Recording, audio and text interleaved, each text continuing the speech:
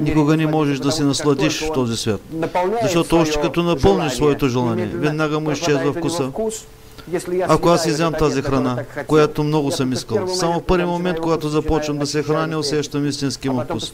А после постепенно, постоянно намаля в мен апетита. И аз не чувствам вече онова наслаждение.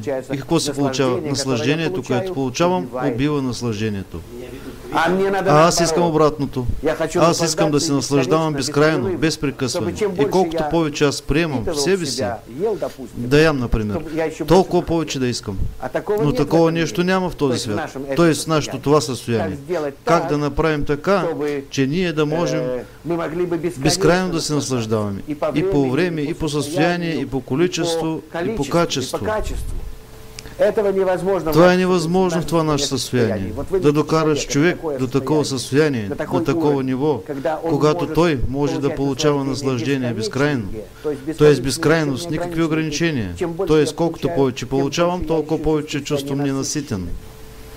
Това може да стане само тогава, когато наслаждението идва заедно с страданието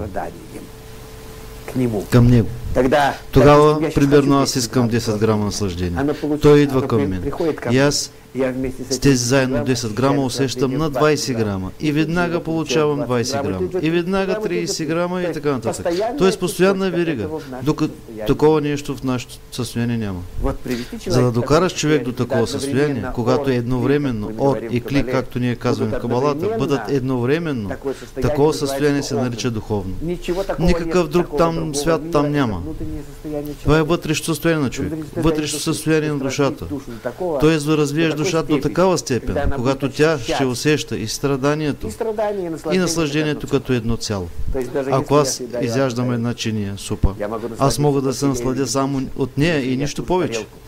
Ако аз тази чиния раздам на хиляди хора, аз ще мога хиляди пъти повече да се насладя от даването. Значи тук възниква психологичен въпрос, който трябва просто да се реши. Важно е наслаждението. Какво значение има, какво действие извършвам. Нали?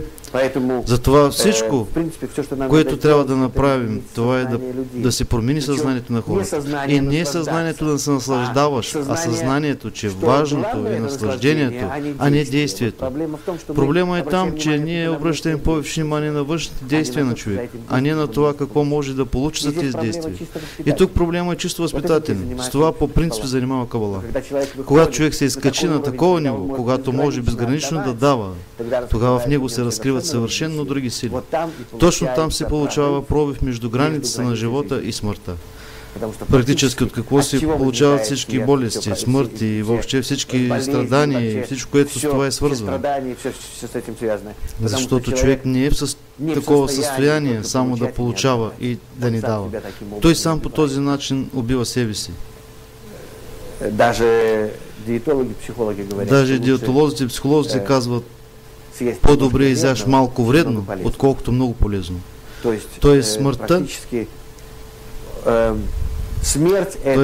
това е резултат от постоянното поемане.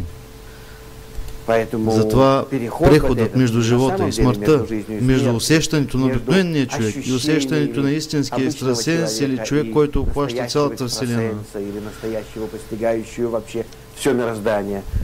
то е основано само на преход от егоизъм към алтруизъм.